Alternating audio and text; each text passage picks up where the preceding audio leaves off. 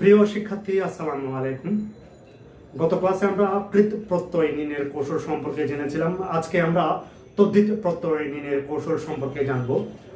প্রথমে আছে 1 নম্বর সূত্র হচ্ছে আ থাকলে আ হবে। শব্দের শেষে যদি আ থাকে, এখানে শব্দের শেষে আ আছে, চূড়া আ আছে, সেজন্য প্রত্যয় আ বসিয়ে দিয়েছি, বাকি থাকে শব্দমূল চোর। এরপরে ডিঙা শেষে আ আছে, প্রত্যয় হচ্ছে আ, তারপর বাকি থাকে শব্দমূল ডিঙি।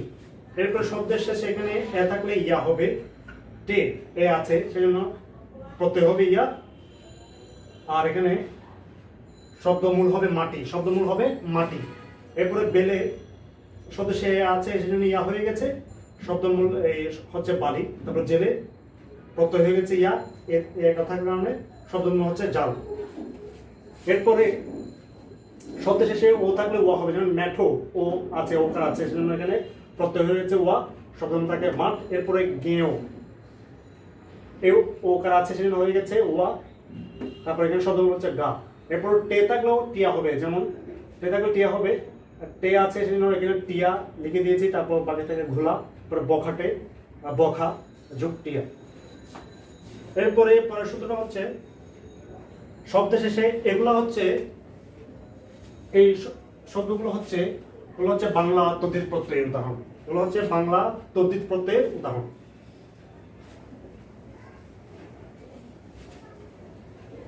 এরপরে শব্দের শেষে ব থাকলে এগুলো হচ্ছে সংস্কৃত প্রত্যয়, সংস্কৃত তদ্ধিত প্রত্যয় যাব আমরা এখন। শব্দের শেষে ব থাকলে স্ন হবে, শব্দের শেষে ব থাকলে স্ন হবে, যেমন মনোযোগ স্ন হয়ে গেছে মানব, শব্দের শেষে ব আছে সেজন্য। এরপরে যাদব যদুযুগ স্ন ব থাকার কারণে। তেমনি দানব ধনুযুগ স্ন, লাঘব লঘুযুগ স্ন, পরে মাধব মধুযুগ স্ন, গৌরব গৌরব হবে গুরুযুগ স্ন, গৌরব গুরুযুগ স্ন। অনেক ক্ষেত্রে ব না থাকলেও শব্দের শেষে ব না থাকলেও স্ন হবে, যেমন চৈত্র চিত্র যুগ স্ন, পৌত্র পুত্র যুগ স্ন স্ন, জৈন জিন যুগ স্ন, কিশোর কিশোর না কৈশোর, কৈশোর কিশোর যুগ স্ন। তেমনি সৌর সৌর সূর্য যুগ স্ন। তেমনি শাক্ত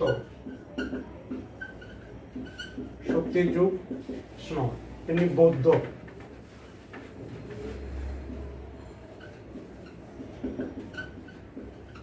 বুদ্ধ যুগ স্ন। এই যে আমি স্ন শব্দটা স্ন ব্যবহার করেছি, এই স্নের পরিবর্তে অ ব্যবহার করা যাবে, স্নয়ের পরিবর্তে অ ব্যবহার করা যাবে, স্নয়ের পরিবর্তে অ ব্যবহার করলেও হবে।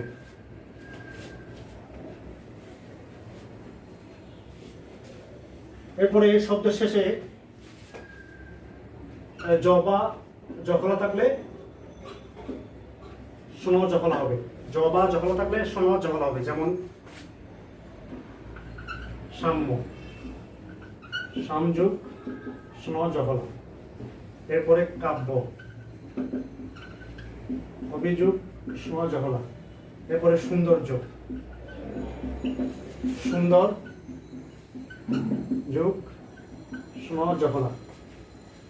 এরপরে সৌন্দর্য সুন্দর স্ন জখলা। এরপরে যমদগ্নি যমদগ্ন যমদ অগ্ন হবে, যমদ যমদ অগ্নি যুগ স্ন, যমদগ্ন হবে যমদগ্নি যুগ স্ন। এখানে স্ন এর জায়গায় যেখানে স্নো আছে সেখানে জ লিখলেও হবে, যেখানে স্নো আছে সেখানে জ লিখলেও হবে। এটা সহজ, সুন্দর জ আছে জ বসে যাবে, জফলা থাকলেও জ জ বসে যাবে, এটা একদম সহজ।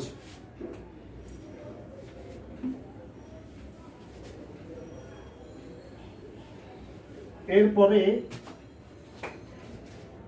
শব্দের শেষে যদি এও থাকে কি হবে, স্নেহ হবে, স্নেহ হবে। যেমন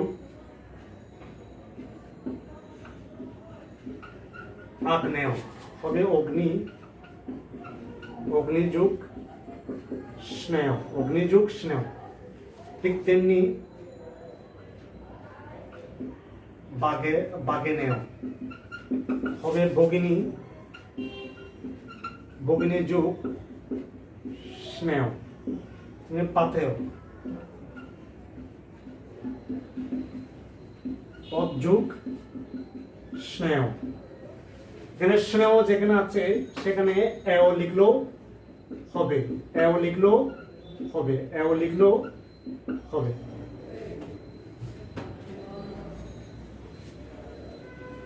শব্দের শেষে ইক থাকলে স্নিক হবে, শব্দের শেষে ইক থাকলে স্নিক হবে। যেমন দৈনিক, দিন যুগ স্নিক। আধুনিক, অধুনা,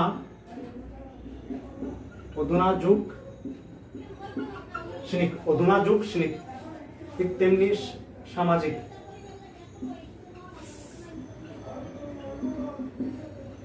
সমাজ যুগ স্নিক, মানে প্রাথমিক প্রথম যুগ স্নিক। এরপরে দৈহিক দেহ যুগ স্নিক, এরকম আরো অনেক আছে। তো স্নিকের জায়গায় ইক লিখলেও হবে, স্নিকের জায়গায় ইক লিখলেও হবে, স্নিকের জায়গায় ইক লিখলেও হবে।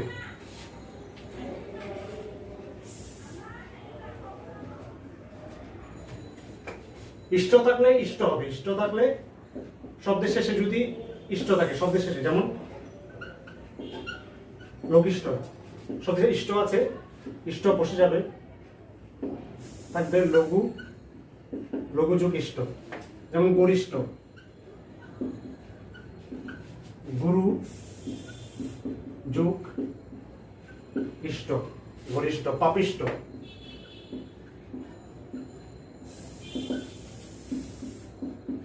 পাপ যুগ ইষ্ট, পাপিষ্ঠ। ইষ্ট থাকলে শব্দের শেষে কি আছে, ইষ্ট আছে।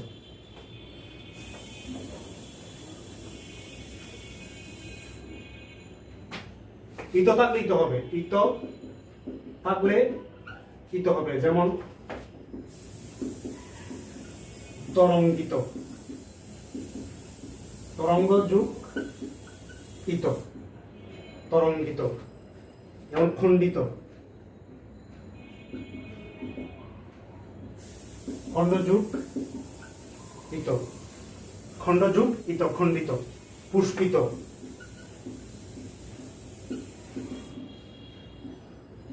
পুষ্প যুগ ইত, পুষ্পিত।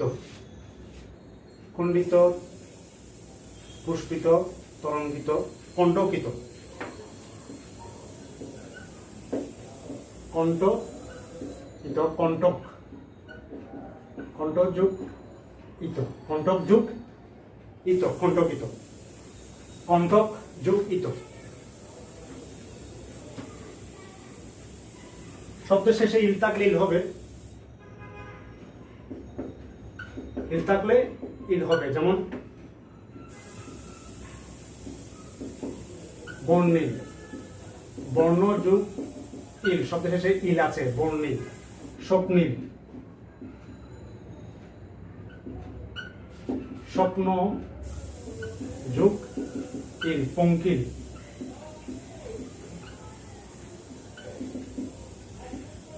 পঙ্ক যুগ ইল, পঙ্কিল। স্বপ্নিল, বর্ণিল, পঙ্কিল। ফেনিল, ফেনিল আছে,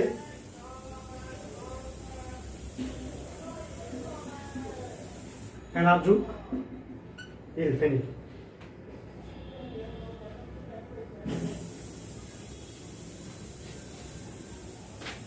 শব্দের শেষে ইমা থাকলে ইমন হবে। শব্দের শেষে কি ইমা থাকলে ইমন হবে, যেমন নীলিমা। নীলিমা, এখানে কি আছে? ইমা আছে, শব্দের শেষে ইমা উচ্চারিত হচ্ছে, ইমা। নীল যোগ ইমা, এখানে ইমা আছে, ইমন হবে, দুঃখিত, ইমন হবে। ইমা থাকলে কি হবে?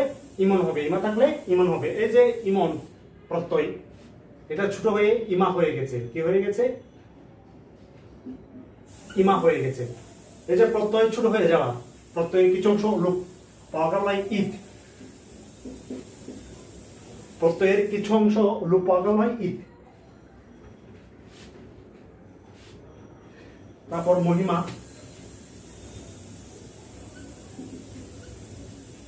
মহৎ যোগ ইমন। দ্রাঘিমা,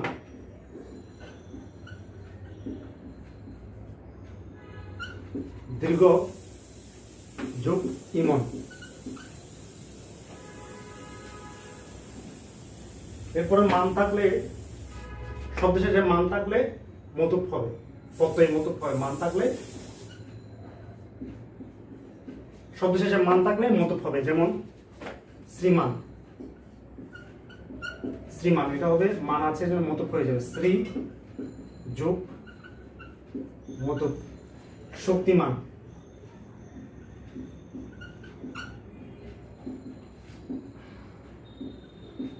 শক্তি যোগ মতুপ, শক্তি যোগ মতুপ। মান আছে সেজন্য মতুপ হয়ে গেছে।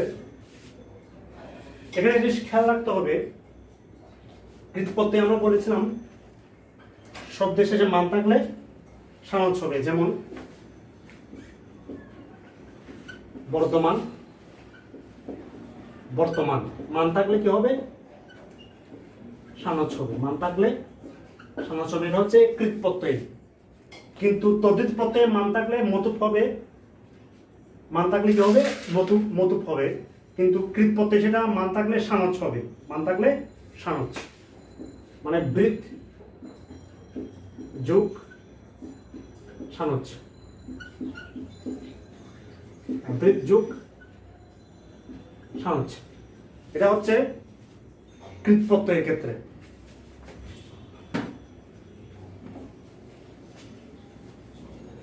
শব্দের শেষে যদি বান থাকে, প্রত্যয় হবে বতুপ, যেমন বলবান। বল যোগ বতুপ। গুণবান, গুণ যোগ বতুপ।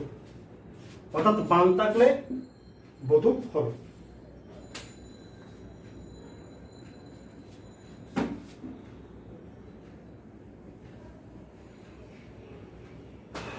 নিন থাকলে নিন হবে, যেমন নিন থাকলে নিন হবে, যেমন নবীন। নবযুগ নিন, সর্বজনীন।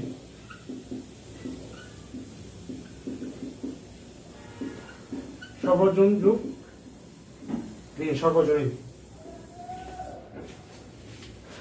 তো আমরা এতক্ষণ শব্দের শেষাংশ ধরে কিভাবে তদ্ধিত প্রত্যয় নির্ণয় করতে হয় সেগুলো শিখলাম। তোমরা মনির চৌধুরীর যে বই আছে বাংলা ব্যাকরণ নবম দশম শ্রেণীর, সেটাও দেখতে পারো। এরপরে ডক্টর হায়াত মাহমুদ রচিত ভাষা শিক্ষা, সেটাও দেখতে পারো। আর একটু উদাহরণ করলে আর অনেক কিছুই জানতে পারবে।